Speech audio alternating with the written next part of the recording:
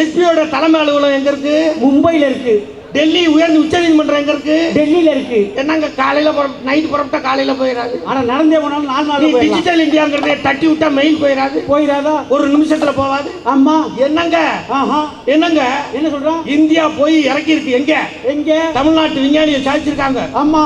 நிலவின் தென் துருவத்துல போய் இறக்கிட்டான். அந்த ராக்கெட் போய் நிலவுல சேர்றதுக்கு எத்தனை நாள் ஆயிடுச்சு? அதுக்கே 41 நாள் தான். 41 நாள்ல நிலவுக்கு ராக்கெட் போகும். நிலவுக்கு ராக்கெட் போறதுக்கு 41 நாள் தான். 41 நாள் தான். ஆனா கோர்ட்டு கேக்குது எஸ்பிஐல அந்த பத்திரத்தை கொடுத்து விடணும்னு. மும்பைல இருந்து அது 140 நாள் ஆகும்ன்றான். 140 நாள் ஆகும்ங்கறாங்க. உருண்டுகிட்டு போனாலும் போக முடியாதடா. ஏன்டா நீதிமன்றத்தோட சந்திராயம் அவ்வளவு தூரத்துல இருக்கு? ஆமா. நீதிமன்றம் கேக்குது மெயில்ல தட்டி விட்டா முடிஞ்சு போச்சு. ஓஹோ. அன்னைக்கு ட்ரெயின் ஏத்தி விட்டா முடிஞ்சு போச்சு. ஆமா. ஏன் கொடுக்க மாட்டான்?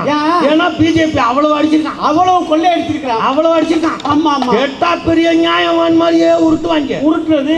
ஆமா ஆமா. கேட்டா நியாயவான் மாதிரி எல்லாத்தையும் வித்திருக்காங்க. இதெல்லாம் எப்படி வந்துச்சு இந்தியா நாட்டுக்கு? இந்தியாவுக்கு எப்படி வந்துச்சு? இருக்க பொதுத்துறை நிறுவனம் எல்லாம் சுதந்திரம் வாங்கணும்னு நாட்டுல எல்லாம் இருந்துச்சா? ஒண்ணு இல்ல. விமானம் கூட கிடையாது. விமானமா? என்ன சொல்ற? ஒரு விமானம் கிடையாது. 8000 அன்னைக்கு இருந்த டாடா முதலாளிக்கு எல்லாம் கூப்பிட்டு சொன்னாரு நேரு, ஒரு விமானம் ஆரம்பினாரு. அப்ப டாடா கம்பெனிக்காரன் சொல்லியிருக்கான். என்ன சொன்னா? எனக்கே சட்னிக்கோ சால்னா நகி இட்லிக்கோ வத்திகி ஒன்னும் வசதி இல்ல. சரி. பிளைட்ல வாங்க முடியாது. ஓஹோ. அப்ப முடிவு பண்ணாங்க. ஏர் இந்தியாவை தொடங்கி நம்ம வரி பணத்துல ஏராளமான விமானங்களை அரசு நடத்துச்சு. எதுக்கு?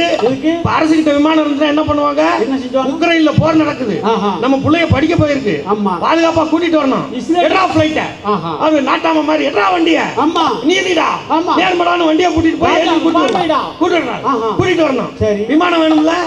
இவங்க வந்து அதை வித்துட்டாங்க. ஆனா மோடி மட்டும் யாருக்கிட்ட இருந்து வாங்கினாங்களோ, ஓஹோ, டாடா கிட்ட இருந்து, சரி, அவங்க வித்துட்டாங்க. ஆனா மோடி மட்டும் போறதுக்கு எவ்வளவு பணம் இருக்காரு? 8000 கோடி. 8000 கோடிக்கு ஒரு பிளைட் 8000 கோடி. ஆனா இந்தியாவோட விமானத்துறையை வித்துட்டாங்க. 18000 கோடிக்கு வித்துருக்காங்க. 147 விமானத்தோட. ஆமா. விமானத்தோடவா? கேட்டா இங்க வந்து பேசுறாரு. என்ன சொல்றாரு? விமான நிலையத்தை நாங்க நவீனப்படுத்திருக்கோம். அது சரி. சரி. விமான நிலையத்தை நவீனப்படுத்தின சொந்தமா ஓடுற விமானத்தை ஏன் வித்த? விமான நிலையத்தை நவீனப்படுத்தினா யாருக்கு? எவனுக்கு வித்தியா? அவனுக்கு. யாருக்கு காசு? நம்மோட காசு. அதெல்லாம் நம்மோட காசு. இப்போ ஓடுற விமானம் மட்டும் இல்ல. ஆமா. விமானம் இல்ல, ரயில்வே இல்ல, மின்சாரம் இல்ல, பேங்க் இல்ல. ஆமா. பேங்க்ல இருக்கிற பேங்க்லயும் லோன் கேட்க போய் எங்க ஊர்ல ஆவடார் கோயிலுங்க. ஆமா. கிராமம். ஓஹோ. புதுக்கோட்டையில பேங்க்ல போய் லோன் கேட்க போய் மேனேஜர்ட்ட 10 நிமிஷம் பேசுறேன். ஆமா. அவன் 10 நிமிஷம் கேட்டு மேனேஜர் கண்ணாடி கழட்டிட்டு என்கிட்ட கேக்குறான். என்ன கேக்குறாரு? கே போல் அப்படிங்கிறான். அப்படின்னா என்ன அர்த்தம்? அவனுக்கு தமிழே தெரியல. உட்கார்ந்துருக்கான் கிராமத்துல. வந்து நம்ம கிராமத்துல உட்கார வச்சது யாரு? உட்கார வச்சு இவங்க கூட்டியாந்து விட்டுவிட்டு ஆமா என்னென்ன பண்றாங்க பாருங்க. வித்திருக்காங்க. இதெல்லாம் சும்மா வந்துச்சா? இந்தியாவுக்கு எப்படி வந்துச்சு? சுதந்திரம் வாங்கணும்னு வந்துச்சா? இல்லையே. எப்படி வந்துச்சு? ஒவ்வொரு நாடா போனாரு நேரு போயிட்டு கேட்டாரு. ஒருத்தர் முடியாதுட்டான். அமெரிக்காக்காரன் கை விரிச்சிட்டான். ஆமா. யாரும் கொடுக்கல. சரி. அன்னைக்கு இருந்த சோவியத் ரஷ்யாவுக்கு போனாரு. சோவியத் ரஷ்யாவுக்கு போயிட்டு அவங்க கொடுத்தான் நமக்கு. அதுக்கு தமிழ்நாட்டில் இருக்க இன்னைக்கு துறைமுகமோ, நெய்வேலி நிலக்கரியோ, இன்னைக்கு பிஹெச்எல்லோ, சேலம் உருக்காலையோ எல்லாம் ரஷ்யா கொடுத்தது. ஆமா. நமக்கா? இதெல்லாம் இந்த கிறிஸ்டி வரலாறு, அறிவியல், புவியியல் எல்லாம் தெரியல எனக்கு. வரலாறு தெரிஞ்சாதான் பிஜேபிக்கு ஒத்த ஓட்டு போடுவானா? ஒருமே ஓட்டு போடுவானா? வரலாறு தெரிஞ்சுக்கிட்டோம் ஒரு ஓட்டு பிஜேபிக்கு போடுவானா? வரலாறுக்கு அவங்க சம்பந்தம் இருக்கா? இந்தியாவுக்கு இல்ல. தமிழ்நாட்டுடைய வரலாறு தெரிஞ்சவன் அதிமுக ஓட்டு போடுவானா? அது எடப்பாடி ஓட்டு போடுவானா? அவர் கோஷம் வைக்கிறார் பாத்தியா இல்லையா? தமிழர் உரிமையை மீட்போ, தமிழ்நாட்டை காப்போ. நீ எந்த ஸ்டேட்டுக்கிட்ட எப்ப அடகு வச்ச சொல்லு. நீ தானே வச்ச தமிழர் உரிமை. நீ அடகு வச்சுக்கிட்டு நீம்மா மீட்கிறதுக்கு வட்டி கட்டுறது நாங்களா வட்டி கட்டு? ஊராமட்டு கையை கொண்டாட்டி கையன் உரிமையை யார் விட்டது? வேளாண்மை சட்டம் இந்த கையெழுத்து போட்டது. இந்த மார்கழி மாசத்துல கச்சேரி வைப்பாங்க பாத்திருக்கீங்களா? ஆமா. எந்த கச்சேரி? கர்நாடக சங்கீத கச்சேரி. எப்படி வைப்பாங்க? அதை உட்கார்ந்துட்டு பாடுவாங்க. எப்படி பாடுவாங்க? அதுல பக்கம்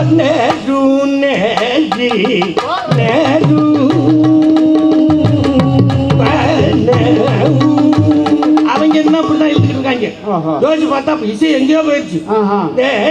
பாரத சமுதாயம் வாழ்கவே, பாரத போதும்.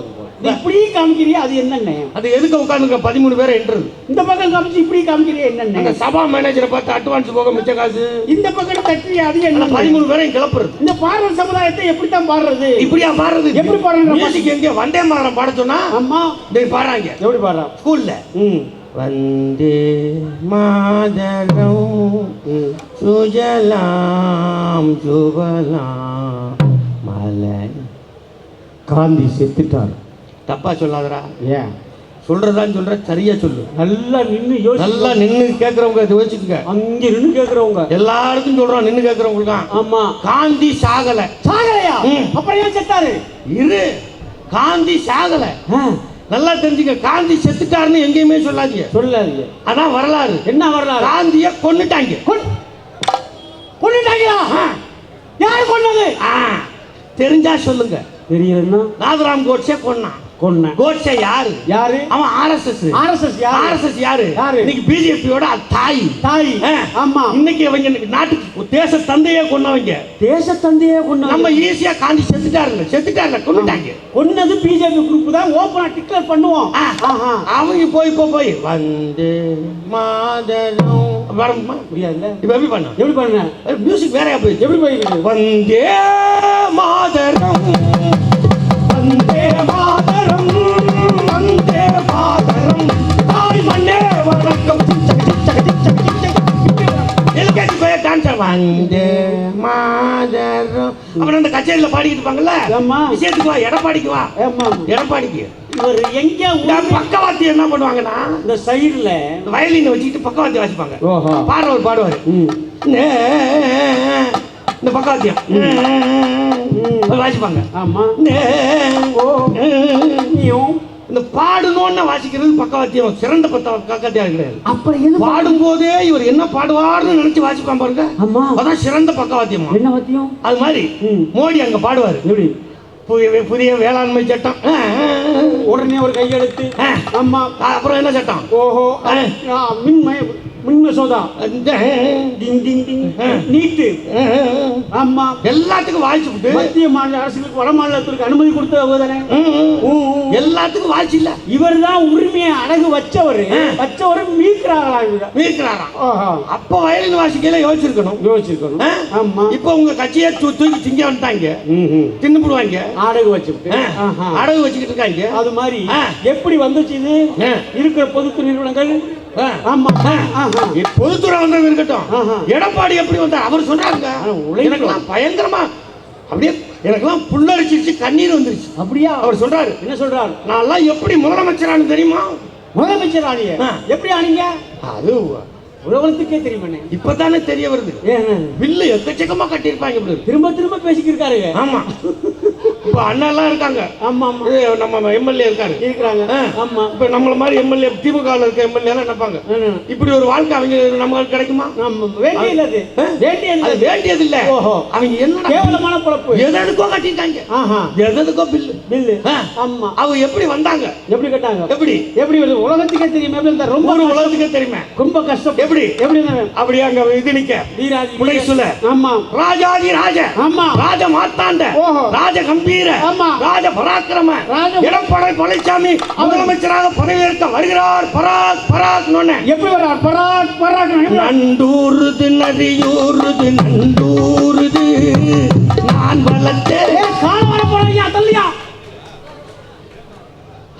பாவிகளாம் இங்க வந்து என்னது? தமிழ்நாட்டுக்குன்னு இது சுயமரியாதை இயக்கம் தோன்றிய நிலம் இல்லையா? சுயமரியாதை இயக்கம். ஆமா. இது இந்த மண்ணு எப்படிப்பட்ட மண்ணு? பெரியார் வாழ்ந்த மண்ணு. என்ன இருந்தாலும் உன் கட்சியில திராவிடம்னு இருக்கா இல்லையா? திராவிடம் உனக்கு என்ன சொல்லி கொடுத்துச்சு? இது திராவிட மாடலா இல்ல நண்டு விடுறது நரி விடுறது திராவிட மாடல்? கொண்டு போய் 4 வருஷத்துல அடகு வச்சியா? அது திராவிட மாடல். அது திராவிட மாடல். ஆமா. ஒரு மாநில சுயாட்சி, மாநில உரிமை எல்லாத்தையும் கொடுத்துட்டு இப்ப நாங்க அடகு வச்சதை மீட்போம். நீ வச்சு போடுவா, அப்புறம் நாங்க மீட்க போராடிக்கிட்டு இருக்கோம். சட்டம் போட்டுக்கிட்டு இருக்கோம். ஆமா. அவன் எல்லாத்தையும் முடிச்சிட்டான். முடிச்சிட்டு கதையை முடிச்சிட்டாங்க. ஓஹோ. அப்ப நேரு ஒவ்வொரு நாட்டுக்கா போனாரு. போயிட்டு ரஷ்யாவுக்கு போனாரு. ஆமா. ரஷ்யாக்காரன் தான் நமக்கு இதெல்லாம் பண்ணி கொடுத்தான். இவ்வளவு மின்சாரங்கள், துறைமுகங்கள், பொதுத்துறை நிறுவனங்கள், கட்டமைப்புகள், எம்ஐஇசி எல்லாமே. இதெல்லாம் எப்படி நமக்கு தெரியாம போச்சு? எனக்கு சினிமா பாட்டுல இருக்க. சினிமா பாட்டுல இருக்கா? ஒரு படத்துல கதாநாயகன் இங்க இருந்து ரஷ்யாவுக்கு போறான். ரஷ்யால அந்த பொண்ணை அங்க ஒரு பொண்ணை லவ் பண்ணிடுறான். ஓஹோ. அங்க போய் லவ் பண்ணிடுறான். லவ் பண்றானா? நம்மால அங்க போனாலும் சேட்டை விடுறது இல்ல. அதுல என்னடா சேட்டை இருக்கு? லவ் பண்றதுங்கிறது சாதாரண விஷயம். என்ன சொல்ற? சில பேர் இங்க அந்த காதல் இந்த காதல். காதல்ங்கிறது காதல் தான். அதுல என்ன அந்த காதல் இந்த காதல் உள்ள காதல் முள்ள காதல். ஆமா ஆமா. காதல்னா காதல் தான். 19 வயசு 20 வயசு ஆனா ஆணுக்கோ பொண்ணுக்கோ காதல்ங்கிறது வரணும். வரலன்னா ஹாஸ்பிட்டல்ல செக்அப் பண்ணணும். வேற ஏதோ பிரச்சனை இருக்குன்னு அர்த்தம். இருக்கு. அதாவது காதல் பிரச்சனை ஆகி போய் புட்டுக்குதா ஒரு வருஷத்துல ஐயோ வாழ்க்கை போச்சுன்னு நினைக்கப்படாது. என்ன செய்யுது? அந்த பஸ் ஸ்டாப்ல இறங்கி நின்னா அடுத்த பஸ் வரும். அடுத்த பஸ் தொங்கிட்டு வந்தாங்கன்னா அடுத்த பஸ் ஃபுல்லா வந்துச்சுன்னா அதுக்கு அடுத்த பஸ் பாருங்க. அடுத்த பஸ் கூட்டமா வந்துச்சுன்னா கடைசி பஸ்ஸாவது வரும். கடைசி பஸ் டெப்போ விடுதுன்னா பல டெப்போல விட மாட்டாங்கன்னா வச்சிருப்பாங்கன்னா அதுக்கப்புறம் என்ன செய்யறது? பஸ் ஸ்டாப்ல தூங்க காலையில முறை பஸ் ஃப்ரெஷ்ஷா வரும். காலையில போய் தூங்குறப்பா போக. காதல் பண்ணிட்டா ரஷ்ய பொண்ணு. சரி. இப்ப கண்ணதாசன் போய் சொல்றாங்க. என்ன சொல்றாங்க? எங்க ரஷ்ய பொண்ணை கல்யாணம் பண்ணி கூட்டி வரான். ஓஹோ. இந்த பொண்ணுக்கு ஆமா வரவேற்று பாட்டு எழுதணும். பாட்டு எழுதணும் அப்படின்னு அவர் எழுதினார். என்ன எழுதினார்? ஏன்னா பக்கத்தூர்ல இருந்து கல்யாணம் பண்ணிட்டு வர பொம்பளையால என்ன நினைக்கும்? இந்த குடும்பத்துல வாக்கப்பட்டு போறமே ஆமா திண்டடிங்க மாதிரி இருக்காங்க. ஒருத்தர் அப்படி எப்படி சாப்பிடுவாங்கன்னு தெரியாது. என்ன குழம்பு வைக்கிறதுன்னு தெரியாது. எப்படி சாப்பிடுறது தெரியாது அப்படின்னு யோசிப்பாங்கல்ல. இங்கே பக்கத்து ஊர்ல கல்யாணம் பண்ணாங்க. ஆமா. அந்த பொண்ணு ரஷ்யால இருந்து வருது. அப்ப கண்ணதாசன் அந்த பொண்ணுக்கு சொல்றாரு, ரஷ்யாவுக்கு எங்களுக்கு தமிழ்நாட்டுக்கு ரொம்ப நெருக்கம் இருக்கு. நீங்க தான் எங்களுக்கு இந்த தமிழ்நாட்டுடைய பொருளாதாரத்தை உயர்த்துறதுக்கு இவ்வளவு பண்ணி கொடுத்தீங்க. ஓ, இந்தியாவோட பொருளாதாரத்தை உயர்த்துறதுக்கு பண்ணி கொடுத்தீங்க. ஆமா. அதுல தமிழ்நாட்டுக்கு இவ்வளவு பங்கு இருக்கு. ஓஹோ. தமிழ்நாட்டுல இவ்வளவு நடந்திருக்கு. அதுக்கு பாட்டு எழுதினாரு. எப்படி எழுதினாங்க? ரஷ்ய பொண்ணை வரவேற்று எப்படி எழுதினாரு? இப்ப எழுதிருந்தா எப்படி எழுதிப்பாங்க? இப்ப உள்ள ஆளுகள் என்ன எழுதிப்பாங்க? ரஷ்ய பொண்ணு ஆடி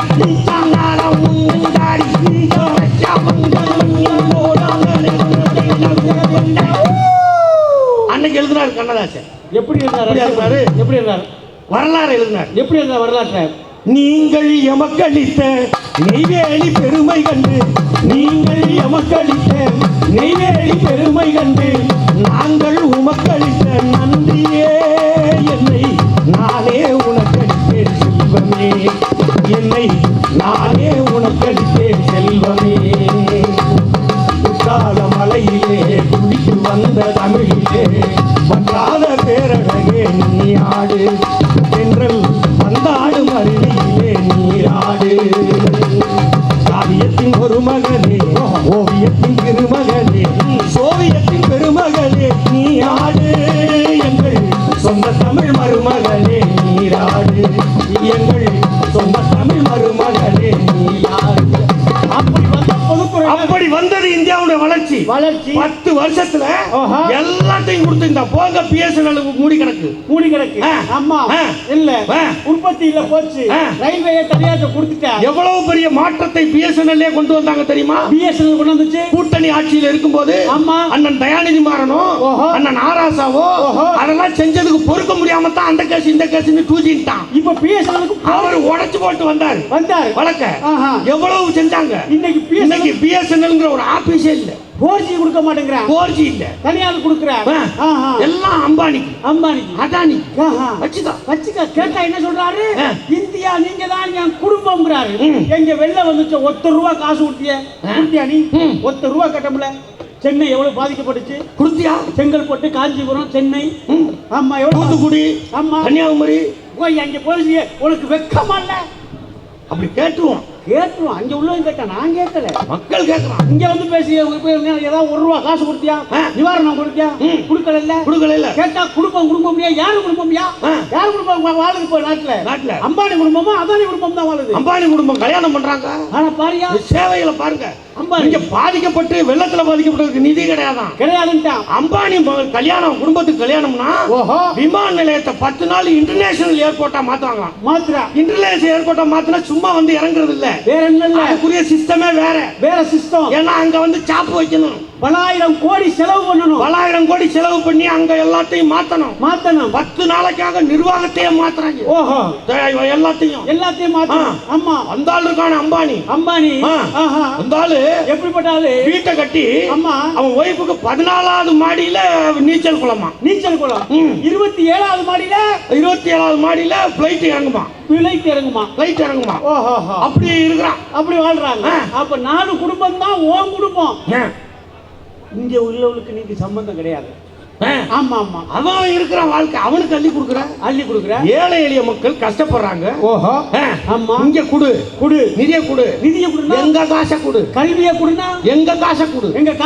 குடுனா கொடுக்க மாட்டேங்க. நம்ம உரிமையை குடுனா கொடுக்க மாட்டேங்க. வேலை குடுனா கொடுக்க மாட்டேங்க. ஓஹோ, ஆமா. பாருங்க, என்னது இந்தியா கூட்டணி சாதாரணமா போச்சு. நிதிஷ் போனோடனே ஆமா, நிதிஷ்னு ஒருத்தர் போயிட்டாரு. ஓஹோ, அது போனதே நல்லது. இருந்திருந்தா குட்டையை குழப்பிக்கிட்டே 3 நாளைக்கு முன்னாடி பீகார்ல மிகப்பெரிய பொதுக்கூட்டம் நடந்திருக்கு. பல லட்சம் மக்கள் திரண்டிருக்கான். சரியான கூட்டணிக்கு இந்த மோடியை வீட்டுக்கு அனுப்பாம ஓயல் போட்டோம்ங்கிறது உறுதியா இருக்கும். குடும்பம்னு சொல்றீங்க. விவசாயி எவ்வளவு நாளா போராடிக்கிட்டு இருக்காங்க. விவசாயி 1 வருஷம் போராடி, ஆமா, அவங்க எல்லாம் இனிமே பண்ண மாட்டோம்னு சொல்லி, ஆமா, மறுபடியும் பண்ண ஆரம்பிச்சு எத்தனை பேரை கொன்ன விவசாயிய. ஆமா, குடும்பம் தானே விவசாயி. எவ்வளவு போட்ட விவசாயி. இப்ப நம்ம சொல்றான் போராடிக்கிட்டு இருக்கிறாங்க. ஆமா, இன்னைக்கு இந்தியா கூட்டணி எங்கேயோ போயிட்டு இருக்கு. மிகப்பெரிய வெற்றியை, மிகப்பெரிய ஒரு மாற்றத்தை கொடுக்குது. ஆமா, மிகப்பெரிய மாற்றத்தை உருவாக்க போகுது இந்தியாவுல. இந்தியா கூட்டணி இந்த கருத்து கணிப்பு சொல்றான் 85% வெற்றியை சூழலுக்கு வாய்ப்பு இருக்குன்னு. ஆமா, அவங்க மோடி 4 பத்திரிகையாளர் டிவியை வச்சுக்கிட்டு எல்லாத்தையும் வச்சுக்கிட்டு அவங்க சொல்றது இருக்குல்ல. ஆமா, அதுல எத்தனை ஜெயிச்சிருவாங்க, இதுல இத்தனை ஜெயிச்சிருவாங்க. யாரோட பண்ணி ஜெயிப்பீங்க? ஆமா, அது தமிழ்நாட்டுல ஜெயிச்சிருவாங்களாம். லூசுங்களா, நீ தவளை தண்ணி கீழுக்குது, வானா வேலி கீழுக்குது, ஓடிக்கிட்டு இருக்கு வண்டி. ஆமா, இங்க வானா வந்து இங்க ஜெயிச்சிருவாங்களாம். எப்படி ஜெயிக்க முடியும்? இன்னைக்கு இந்தியா கூட்டணி மிகப்பெரிய ஒரு எழுச்சி இருக்கு. கேட்டா என்ன சொல்றான்? ஒரே நாடு. கேட்டா எல்லாம் சொல்ற ஒரே நாடு, ஒரே மதம், ஒரே தேர்தல், ஒரே உடை, ஒரே மொழி. ஓ மொழி எங்க மொழி ஒன்றாடா. தமிழ் எப்படிப்பட்ட மொழி? லகரமே எப்படிப்பட்ட லகரம் இருக்கும்? ஆமா, சிறப்பு லகரம் சிறப்பு. தமிழுக்குள்ள வாலி ஒரு பாட்டு எழுதியிருப்பாரு. எப்படி எழுதிப்பாரு? அழகிய தமிழ் மகள் இவள், இரு விழிகள் எழுதிய மடல், மெல்ல மொழிவது உறவெனும் குரல், படித்தால் ரசிக்கும் கனி போல் இருக்கும். தமிழுக்கு சிறப்பு. அழகிய தமிழ் மகள் இவள், இரு விழிகளில் எழுதிய மடல், மெல்ல மொழிவது உறவெனும் குரல். இப்ப தமிழுக்கு நீ எவ்வளவு நிதி ஒதுக்குறான்னு சொல்லு.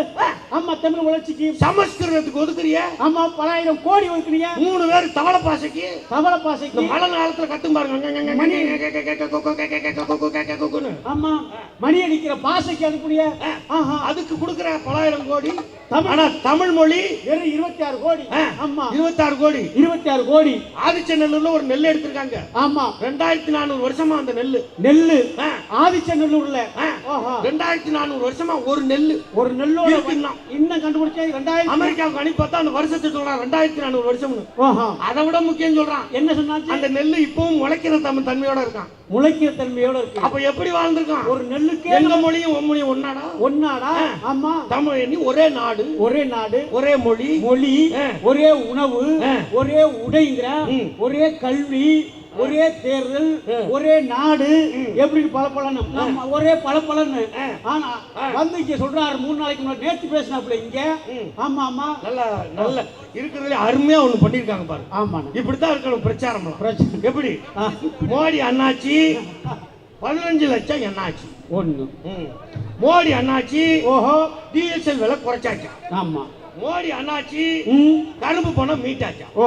மோடி அண்ணாச்சி ஆமா எய்ம்ஸ் கட்டி முடிச்சாச்சா?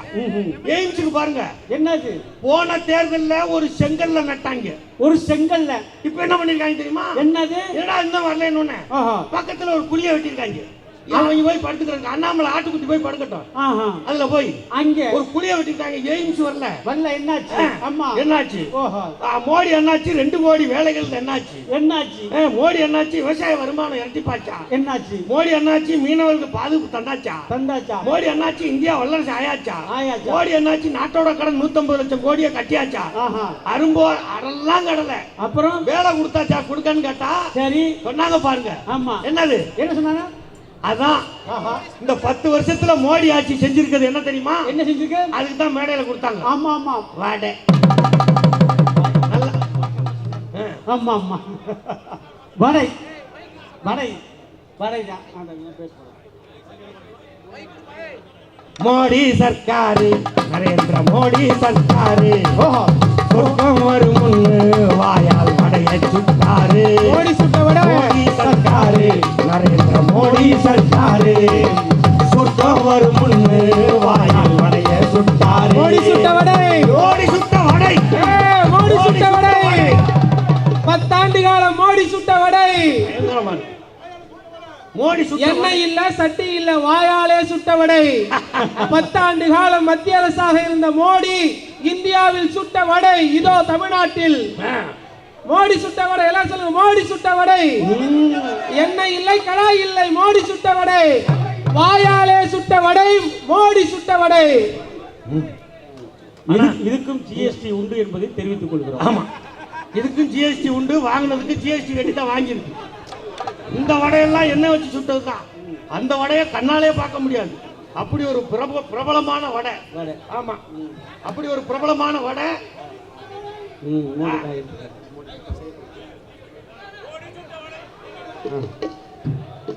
மோடி சுட்ட வடை, வாயால் சுட்ட வடை. வாயால் சட்டி இல்லாம எண்ணெய் இல்லாம அடுப்பே பத்த வைக்காம அடாடாடா சுட்ட வடை. மோடி சர்க்காரு, நரேந்திர மோடி சர்க்காரு, சொர்க்கம் வரும் முன்னு வாயால் வடைய சுட்டாரு. எப்படி?